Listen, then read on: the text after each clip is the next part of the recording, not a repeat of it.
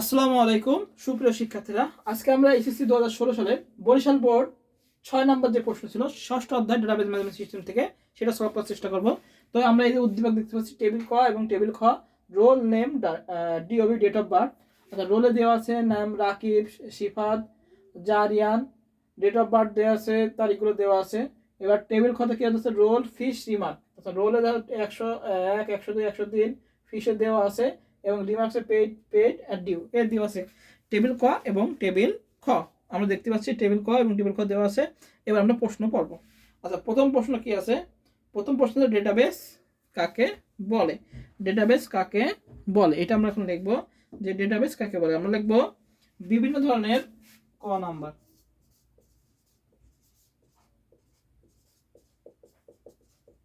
বিভিন্ন ধরনের আমরা লিখব বিভিন্ন ধরনের পরস্পর সম্পর্কযুক্ত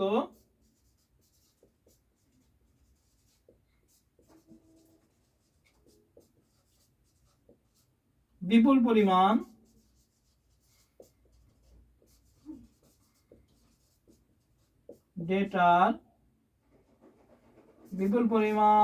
ডেটার সমাবেশকে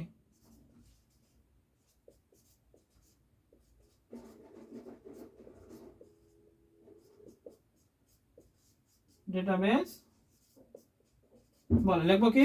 বিভিন্ন ধরনের পরস্পর সম্পর্কযুক্ত বিপুল পরিমাণ ডেটা সমাবেশকে ডেটাবেস বলে। এটা ক নাম্বার, যে বিভিন্ন ধরনের পরস্পর সম্পর্কযুক্ত বিপুল পরিমাণ ডেটা সমাবেশকে ডেটাবেস বলে। আচ্ছা, খ নাম্বার কি বলেছে? খ নাম্বার বলছে ইন্ডেক্সিং এর তুলনায় শর্টিং এর বেশি মেমোরির প্রয়োজন হয় কেন? ব্যাখ্যা করো। আচ্ছা, ইন্ডেক্সকে আগে শিখতে হবে। ইন্ডেক্স হলো আমাদের কি ডেটাবেজের ডেটাকে লজিক্যাল অর্ডারে সাজানো, সেটা হলো ইন্ডেক্সিং।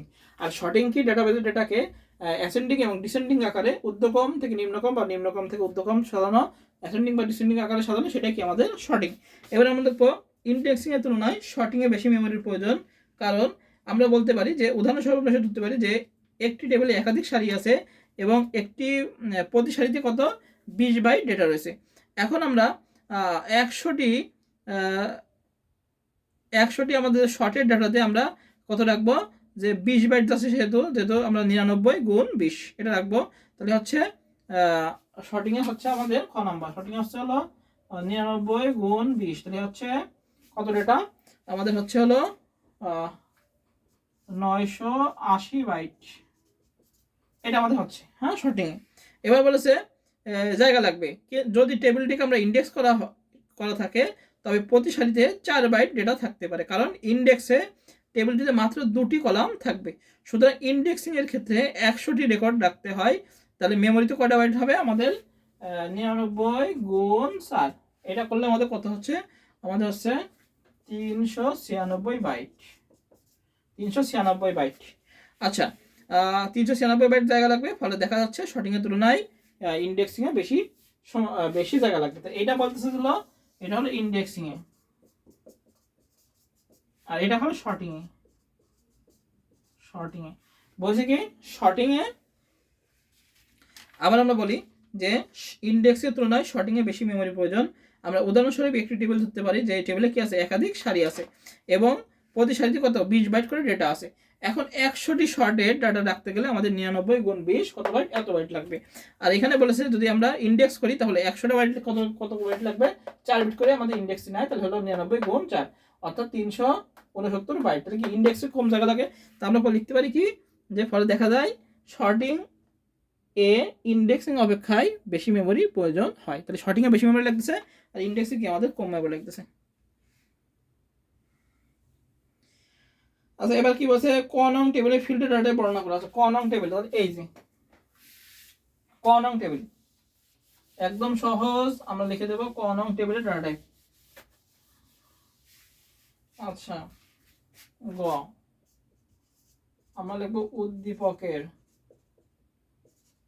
ক নং টেবিলের ডেটা টাইপ নিচে বর্ণনা করা হলো। আচ্ছা, ক নং কি আছে? কয়টা ফিল্ড আছে? 1 2 3টা, তাহলে 4টা কাটবো। 4টা কাটলাম। কাটার পরে প্রথমটা দেবো হলো field name.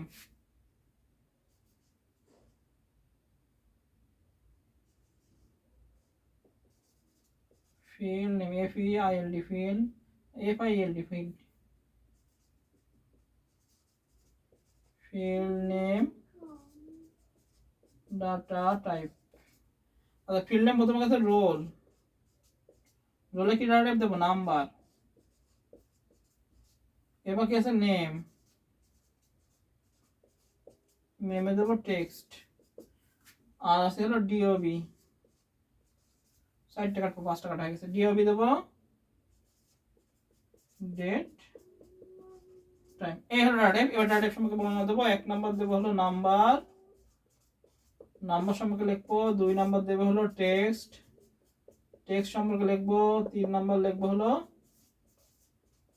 Date oblique time এবার এটা বর্ণনা দেব এগুলো নিজের মতো করে লিখবো এগুলোর বর্ণনা দিলাম না তাহলে কি আমরা ডাটা টাইপের আগে সব করে সুন্দর করে লিখে নেব যে ফিল্ড নেম যে এই যে টেবিল আমরা লিখবো টেবিল প্রশ্ন বলেছে উদ্দীপকে টেবিল ক এর 1 নং ফিল্ড ও 1 নং ফিল্ড ডাটা টাইপ 1 নং ফিল্ড তাহলে শুধু টেবিলের 1 নম্বর ফিল্ড না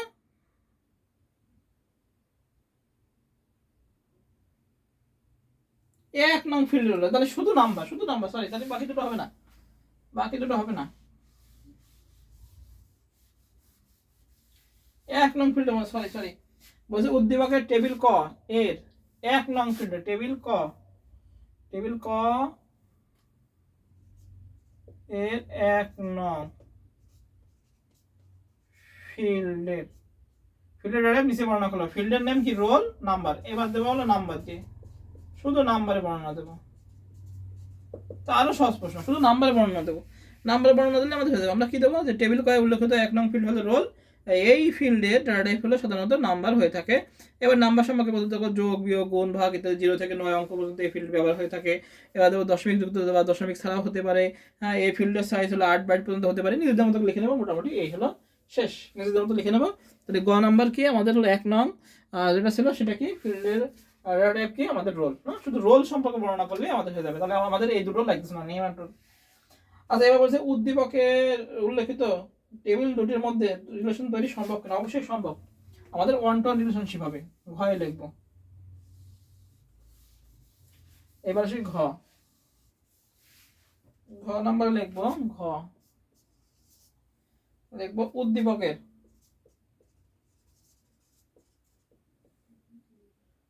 টেবিল দুটির মধ্যে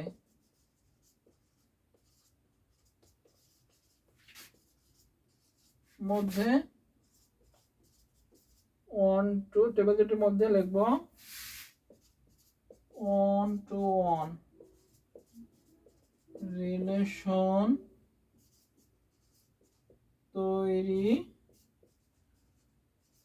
সম্ভব 1-to-1 রিলেশনশিপ তৈরি সম্ভব এবার কি লিখব যে একটি ডেটা টেবিলের একটি রেকর্ডের সাথে অপর ডেটা টেবিলের একটি রেকর্ডের সম্পর্ক স্থাপনকে 1-to-1 রিলেশনশিপ বলে 1-to-1 রিলেশনশিপ করতে গেলে একটি কমন কি ফিল্ড লাগে সেটা হলো টেবিল ক এবং টেবিল খতে কমন কি ফিল্ড হলো রোল নাম্বার এই রোল নাম্বারের ভিত্তিতে আমরা টেবিলটাকে রিলেশন তৈরি করব এবার নিচে 1-to-1 রিলেশনশিপ তৈরি করা দেখানো হলো এবার আমরা এটা আঁকবো এটা একে কি করবো আমাদের কাজ শুধু আমরা রিলেশন তৈরি করে দেবো এই 101 এটা দেবো 102 এটা দেবো 103 এই লিখে দেবো চিত্র 1-to-1 রিলেশন 1-to-1 রিলেশন বা 1-to-1 রিলেশনশিপ